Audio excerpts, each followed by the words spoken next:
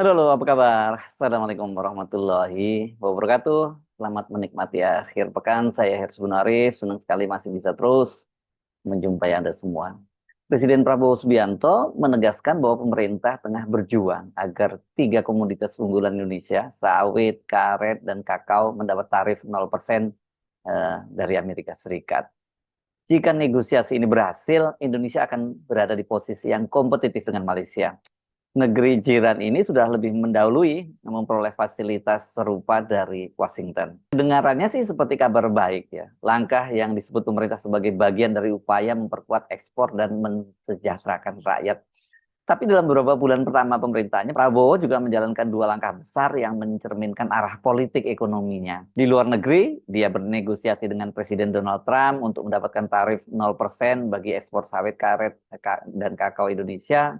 Di dalam negeri, dia menugaskan Menteri Pertahanan Safri Samsudin memimpin Satgas Penertiban Kawasan Hutan yang telah berhasil menguasai kembali 3,3 juta lahan hektar dari tangan korporasi besar dan menyerahkannya kepada BUMN. Dua kebijakan ini kelihatannya berbeda arah, tapi sesungguhnya punya satu benang merah, menata ulang kekuasaan ekonomi nasional. Pertanyaannya, untuk kepentingan siapa penataan ini dilakukan? Negara dan rakyat kecil, para petani sawit dan karet di daerah, atau justru kelompok bisnis besar yang selama ini menguasai sebagian besar lahan dan ekspor sawit Indonesia? Data resmi menunjukkan dari total sekitar 16 sampai 17 juta hektar kebun sawit nasional, lebih dari separuhnya dikuasai oleh korporasi besar, sedangkan petani kecil hanya menguasai sekitar 35-40%.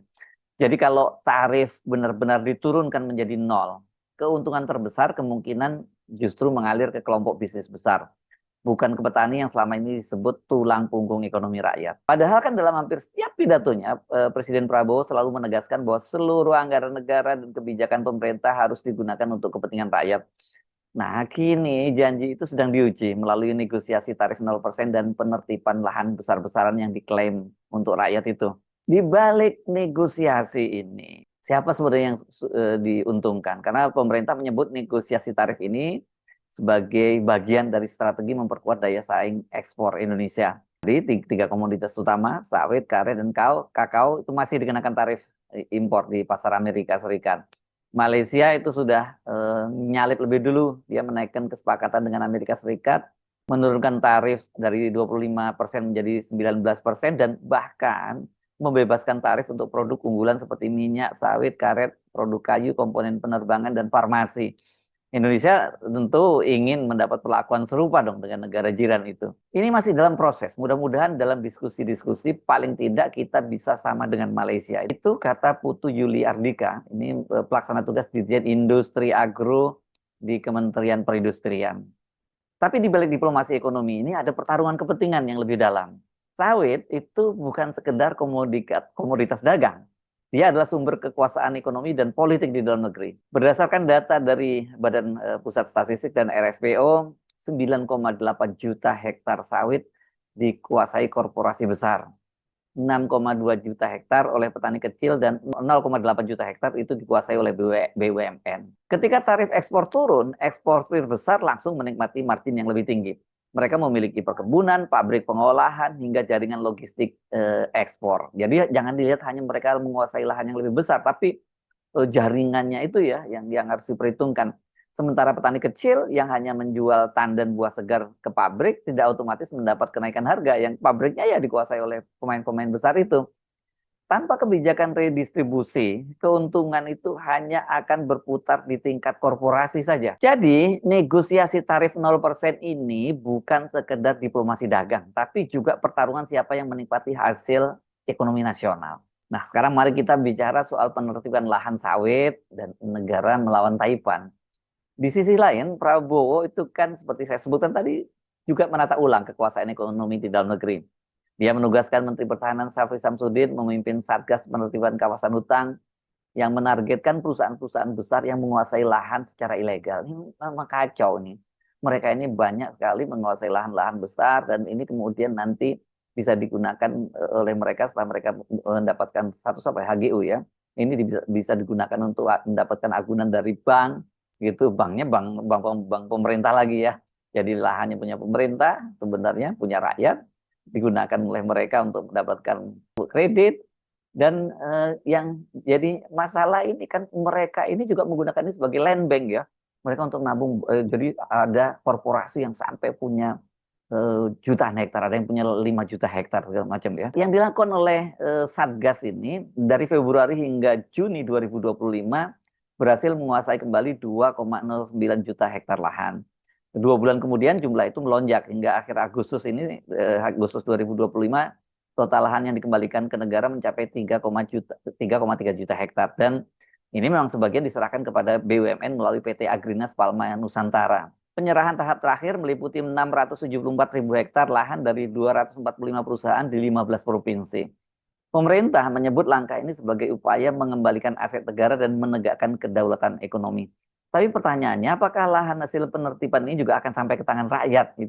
Atau hanya berpindah dari korporasi swasta ke korporasi negara? Hingga kini belum ada keterangan resmi bahwa petani kecil atau koperasi daerah dilibatkan dalam pengelolaannya. Misalnya ada koperasi merah putih yang banyak sekali yang sekarang terjadi yang banyak dibangun ya di seluruh Indonesia ya. Kalau itu yang dilakukan, ini bisa menjadi langkah korektif yang monumental atau justru babak baru dalam konsolidasi ekonomi dan negara. Semua bergantung pada satu hal, apakah rakyat kecil akan dilibatkan dalam hasil penataan ini. Dua kebijakan besar, negosiasi tarif 0% dan penertiban lahan, kini saya kira menjadi ujian pertama pemerintahan atau komitmen dari kerakyatan Pak Prabowo itu. Di luar negeri dia memperjuangkan kedaulatan perdagangan, di dalam negeri dia merebut kembali kendali atas sumber daya. Ini yang saya kira sangat serius ya.